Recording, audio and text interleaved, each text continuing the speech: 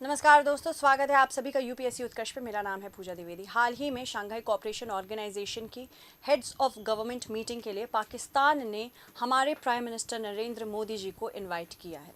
अगर हम बात करें शंघाई कोऑपरेशन ऑर्गेनाइजेशन की, तो ये एक यूरेशियन इंटर गवर्नमेंटल ऑर्गेनाइजेशन है जो पॉलिटिकल इन स्ट्रक्चर है, मिलिट्री इन स्ट्रक्चर है और ये एंटी टेररिज्म स्ट्रक्चर भी बन चुका है।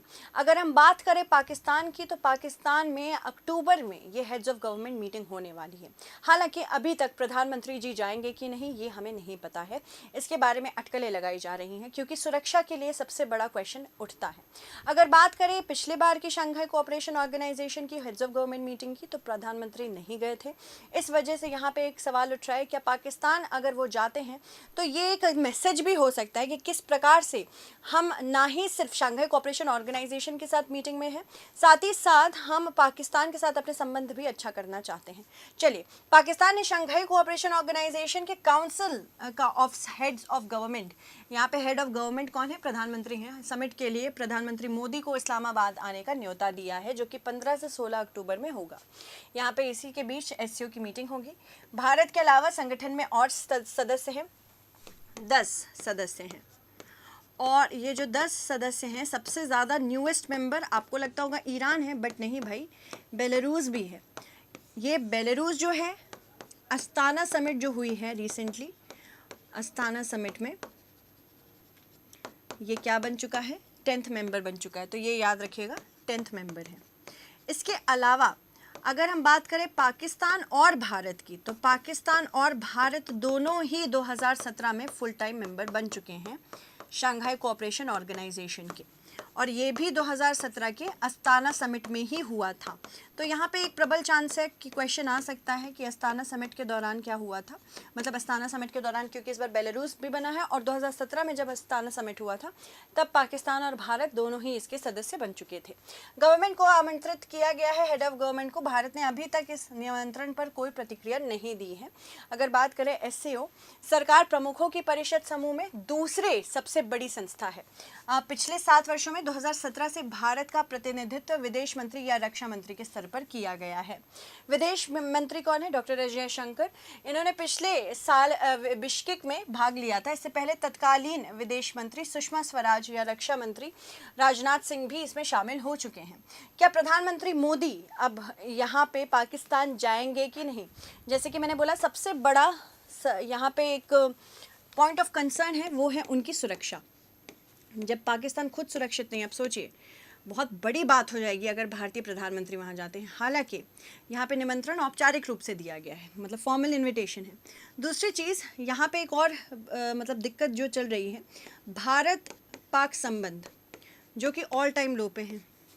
तो भारत पाक संबंध की वजह से भी हम देख रहे हैं, हो सकता है कि इस निमंत्रण को मना कर दिया जाए, क्योंकि यहाँ पे जो पाकिस्तान है, हमारे बॉर्डर पे, हमारे साथ विवादास्पद बॉर्डर पर हमेशा कोई न किसी न किसी प्रकार की, स्पेशली अगर हम देखें जम्मू कश्मीर के पूंछ, राजौरी और दोदा ज़िले में जिस प्रकार से लगातार हमले हो रहे हैं और पाकिस्तान इसके खिलाफ कुछ नहीं कर पा रहा है, यहाँ पे क्या संबंध बनाना, या फिर जो संबंध हमारे थे पहले थोड़े बेहतर हो गए थे, क्या वापस से संबंध ठीक करना सही है या नहीं? ठीक है, तो इसके बारे में हम चर्चा करेंगे। यह माना जा रहा है कि दोनों देशों के बीच चल रहे तनाव को देखते हुए प्राइम मिनिस्टर मोदी के व्यक्तिगत रूप से बैठक में शामिल होने की संभावना नहीं है। हाउएवर, इस बार प्रधानमंत्री जी कुछ ना कुछ सोच रहे हैं रिगार्डिंग इंटरनेशनल रिलेशंस। तो हमने देखा कि रूस तो गए ही थे प्रधानमंत्री, और पहली बार ऐसा हुआ था भारत का कोई प्रधानमंत्री यूक्रेन गया है। तो ये एक बहुत बड़ा सरप्राइज हो सकता है। हाउएवर, इसमें क्वेश्चंस उठ सकते हैं क्योंकि अभी ये सरकार जो बनी है किसी बहुमत की सरकार नहीं है, ये कोएलिशन की सरकार है। तो जब कोएलिशन की बात करते हैं तो उसमें बहुत सारे और तर्क दिए जाएंगे। अब वहाँ पर भारत कैसे बिहेव करता है उसके ऊपर, वहाँ पर प्रधानमंत्री जी की पार्टी कैसे बिहेव करती है उस पर देखना पड़ेगा। भारत का प्रतिनिधित्व मंत्री स्तरीय प्रतिनिधिमंडल द्वारा किया जा सकता है, जैसा कि पिछले एससीओ प्रमुख परिषद की बैठकों में हुआ है। कामरान यूसुफ सहित राजनीतिक विश्लेषण इस निमंत्रण को एक महत्वपूर्ण राजनीतिक संकेत के बजाय एक प्रोटोकॉल संचालित कदम मानते हैं। जुलाई में एससीओ समिट में जब हुई थी अभी रिसेंटली, वहां पे प्रधानमंत्री शामिल नहीं हुए थे। इस साल के 3 से 4 जुलाई को कजाकिस्तान में हुए एससीओ समिट में भी प्राइम मिनिस्टर शामिल नहीं थे। तब विदेश मंत्री जयशंकर ने भारत का प्रतिनिधित्व किया था।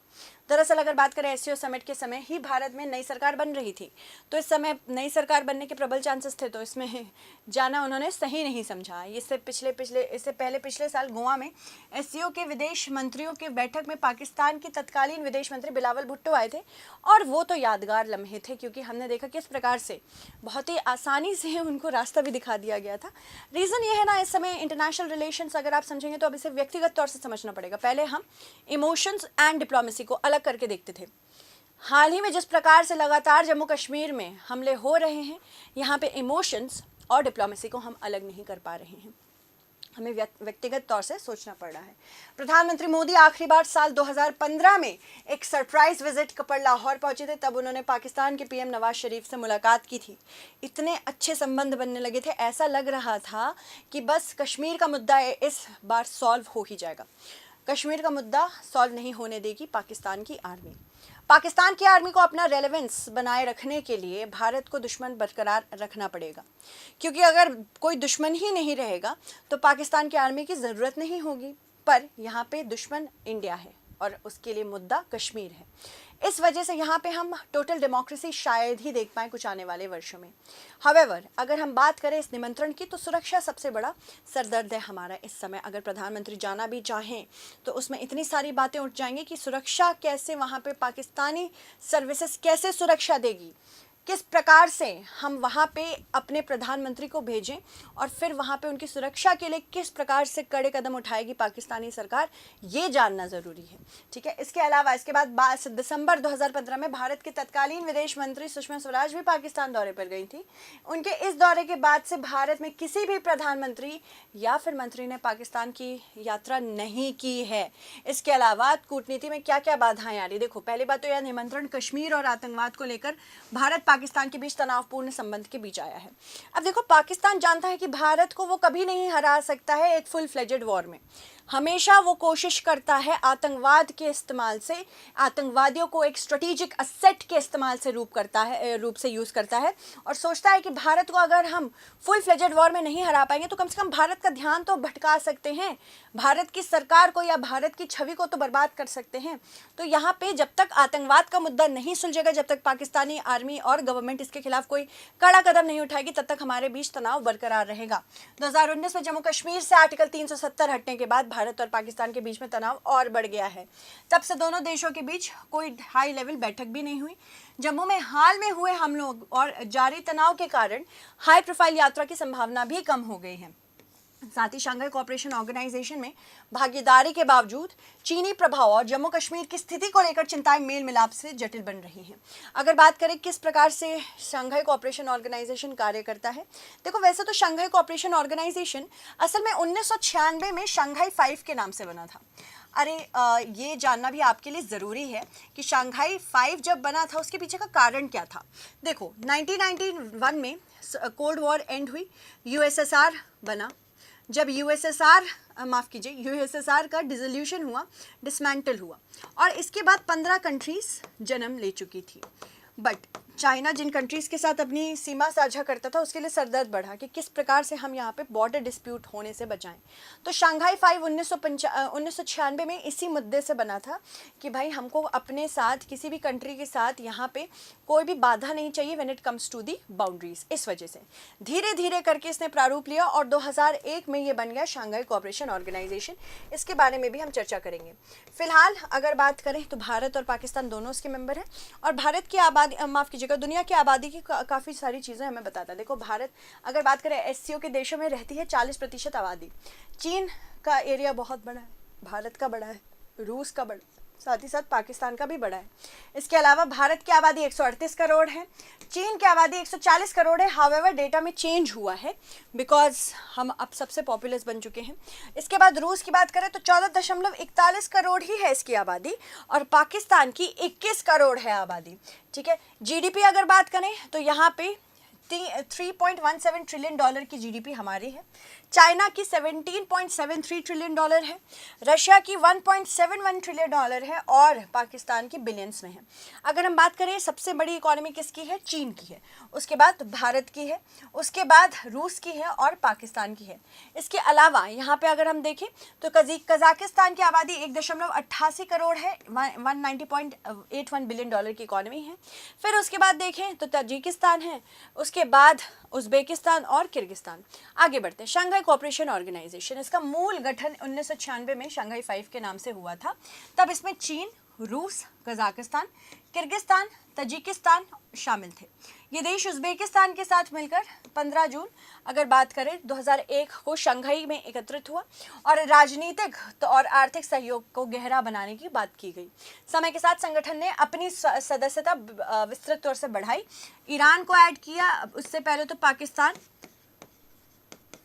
और इंडिया एडेड थे, ईरान को ऐड किया, फिर लेटेस्ट समिट में बेलारूस अब मेंबर हो चुका है। ठीक है, ईरान वैसे 2023 में शामिल हुआ था, हाल ही में इसका नवीनतम सदस्य बेलारूस है, ये याद रखिएगा क्योंकि क्वेश्चंस ऐसे भी आ जाते हैं तो याद रखना है। शंघाई कोऑपरेशन ऑर्गेनाइजेशन का संचालन राष्ट्र अध्यक्ष परिषद द्वारा किया जाता है, जो इसका सर्वोच्च निर्णय लेने वाला निकाय है तथा इसकी बैठक वर्ष में एक बार होती है। तो इस प्रकार से शंघाई कोऑपरेशन ऑर्गेनाइजेशन कुछ दिखता है। फाउंडर्स आपने बताई दिए, फाउंडर्स तो मैंने आपको बता ही दिया था। इसके अलावा यहाँ पे अगर हम बात करें, बेलारूस लेटेस्ट मेंबर है, ईरान भी मेंबर है, इसका लेटेस्ट बना हुआ है। कुछ इसके ऑब्जर्वर्स हैं, जैसे अफगानिस्तान और मंगोलिया, ये इसके ऑब्जर्वर्स हैं। ऑब्जर्वर्स अफगानिस्तान भी है और मंगोलिया भी है। इससे पहले बेलारूस भी और ईरान दोनों ऑब्जर्वर स्टेटस में थे। ठीक है, इसके अलावा इजिप्ट से लेके तुर्की, फिर उसके बाद ईरान, इराक और साथ ही साथ ईरान तो मेंबर बन गया है, सऊदी अरेबिया, फिर उसके बाद इराक और बहुत सारे मेंबर्स हैं, ये तो ऑब्जर्वर है। बहुत सारे अदर मेंबर्स भी हैं जो क्या माने जाते हैं, श्रीलंका है, नेपाल है, मलेशिया है, ये सारी कंट्रीज़ जो हैं वो डायलॉग पार्टनर्स हैं, डायलॉग पार्टनर्स। ठीक है, तो इसको अपन को याद रखना है। चलिए आगे बढ़ते हैं। अगर बात करें शंघाई सहयोग संगठन का महत्व की, तो विशाल जनसंख्या और विश्व सकल घरेलू उत्पाद, यानी अगर हम बात करें जनसंख्या की तो ये ऐसा मार्केट है जहाँ पे सारी कंट्रीज़ अपने मार्केट को खोलना चाहेंगे, मतलब इस मार्केट में सारी कंट्रीज़ अपने यूनिट्स खोलना चाहेंगी, बिकॉज दे नो कि ये एक ऐसी जगह है जो अभी तेज़ी से डेवलप हो रही है। इस समय में पता है पश्चिम के जितने भी देश हैं वो ऑलमोस्ट अब सैचुरेशन पॉइंट पे पहुंच गए हैं। यह वैश्विक जनसंख्या का 40% है, वैश्विक सकल घरेलू उत्पाद का लगभग 20% है और विश्व के भूभाग का 22% कवर करता है। शंघाई कोऑपरेशन ऑर्गेनाइजेशन में एशियाई देशों के बीच क्षेत्रीय एकीकरण को प्राप्त करने और सीमाओं के पार स्थिरता को बढ़ावा देने के लिए उत्प्रेरक के रूप में कार्य करने की क्षमता है। इसके अतिरिक्त एससीओ के प्रयास पूरे क्षेत्र में बेहतर कनेक्टिविटी को बढ़ावा देने के लिए है। सुरक्षा की बात करें तो आतंकवाद, अलगाववाद, उग्रवाद के प्रमुख खतरे हैं जिन पर एससीओ विशेष रूप से ध्यान केंद्रित करता है। आतंकवाद की बात करें, अलगाववाद, उग्रवाद की बात करें, यहाँ पे सदस्य देशों के बीच सहयोग तो दे ही रहा है, साथ ही साथ इसके पास एक रीजनल एंटी टेररिस्ट स्ट्रक्चर भी है, यानी कि किस प्रकार से हम टेररिज्म को रोक सकते हैं उसके लिए इसने अलग से ही इस शंघाई कोऑपरेशन ऑर्गेनाइजेशन के अंतर्गत ही एक संगठन बनाया है।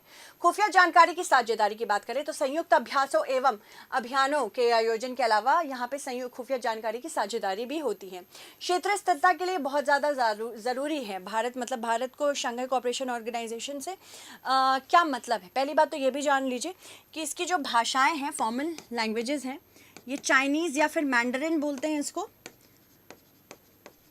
मैंडरिन है, और रूसी या रशियन भी है। ठीक है, याद रखिएगा। चलिए आगे बढ़ते हैं। कनेक्टिविटी के लिए भी बहुत ज़्यादा ज़रूरी है क्योंकि एससीओ ने कनेक्टिविटी और बुनियादी ढांचे के विकास पर जोर दिया है। भारत की अपने पड़ोसियों के साथ कनेक्टिविटी बढ़ाने और अपने बुनियादी ढांचों में सुधार करने की प्रतिस्पर्धाओं को ये बढ़ाएगी।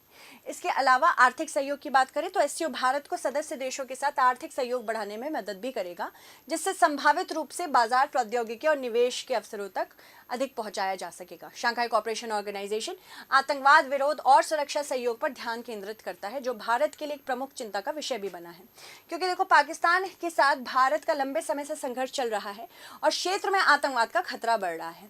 बहुपक्षीय कूटनीति की बात करें तो एससीओ भारत के बहुपक्षीय कूटनीति में संलग्न होने का मौका भी देता है, क्योंकि एक प्लेटफॉर्म है जहां बहुत सारी कंट्रीज मिलकर बात कर लेती हैं। चलो आगे देखते हैं। अगर हम बात करें, संघर्ष भी चल रहा है, यानी कि इसमें खुद ही की कंट्रीज है जो संघर्ष कर रही हैं। जैसे भले ही चाइना और रशिया सामने से दोस्त दिखते हैं, पर ये असल में दोस्त है नहीं। ये चाहते हैं कि चाइना और रशिया में से कोई एक ऐसा है जो डोमिनेंस बना के रखे। यहाँ पे प्रतिस्पर्धा चाइना और रशिया के बीच में तो है, साथ ही साथ इंडिया पाकिस्तान के बीच में भी है। इसके अलावा बहुत सारी छोटी कंट्रीज हैं जो एक दूसरे से आई टू आई नहीं देखती हैं बाकी मुद्दों पे। भारत चीन कॉर्प्स कमांडर स्तर की 18वें दौर की बैठक के बाद भी दोनों देशों के बीच तनाव को कम करने में कोई बड़ी सफलता मिल नहीं पाई है। आतंकवाद पर भारत और पाकिस्तान के बीच में एक बहुत बड़ा डिवाइड है। राज्य प्रायोजित आतंकवाद भारत और पाकिस्तान के बीच तनाव का प्रमुख कारण है। भारत पाकिस्तान सीमा पर बार बार संघर्ष विराम का उल्लंघन चिंता का एक विषय बन चुका है। किर्गिस्तान और तजिकिस्तान के बीच सीमा संबंधी मुद्दे तथा वे क्षेत्रीय स्थिरता के लिए भी खतरा बने हैं। अभी अफगानिस्तान क्योंकि तालिबान के नेतृत्व के अंतर्गत काम कर रहा है, तो एज एन ऑब्जर्वर स्टेटस इसको मेंबर कैसे बनाया जाए, इस पर भी बहस छिड़ी हुई है। शंघाई सहयोग संगठन के सामने बहुत सारी चुनौतियां हैं। देखो, संगठन के भीतर एक अंतर्निहित शक्ति असंतुलन है, जिसमें चीन और रूस प्रमुख देश हैं। इससे संगठन के भीतर असंगत प्रभाव और निर्णय लेने की चिंता भी पैदा हो रही है। संगठन के भीतर सार्थक आर्थिक एकीकरण और न्याय संगत विकास प्राप्त करना एक बहुत बड़ी चुनौती बन चुका है। यह भू राजनीतिक परिदृश्य में काम करता है, जिससे बाहरी शक्तियों के हितों में प्रतिस्पर्धा भी होती है। इसके अलावा एकता और स्वायत्तता बनाए रखते हुए इन बाहरी प्रभावों को संतुलित करना संगठन के लिए एक बहुत बड़ी चुनौती बन चुकी है। सदस्य देशों की संप्रभुता पर भी अधिकार और मानव अधिकार पर भी सवाल उठते हैं, क्योंकि यहाँ पे हो सकता है कि पाकिस्तान और चीन मिलके भारत की संप्रभुता को ठेस पहुँचाना चाहें। इन खतरों से निपटने के लिए प्रयासों का समन्वय करने के लिए सदस्य देशों के बीच सहयोग और खुफिया जानकारी साझा करने की आवश्यकता होती है, जो अलग अलग राष्ट्रीय सुरक्षा चिंताओं के कारण जटिल होती जा रही है। चलिए इससे संबंधित एक मेंस का और एक प्री का क्वेश्चन देख लेते हैं। शंघाई सहयोग संगठन क्या है? भारत के लिए एससीओ की प्रासंगिकता का पर संक्षिप्त टिप्पणी करना है। निम्न कथनों पर विचार करें। शंघाई सहयोग संगठन मूल 1996 में गठित शंघाई 5 में निहित है। शंघाई 5 में चीन, रूस, भारत, पाकिस्तान और तजिकिस्तान भी शामिल थे। तो आपको बताना होगा इनमें से कौन सा कथन सत्य है। So I hope you liked it. Thank you so much. Stay updated.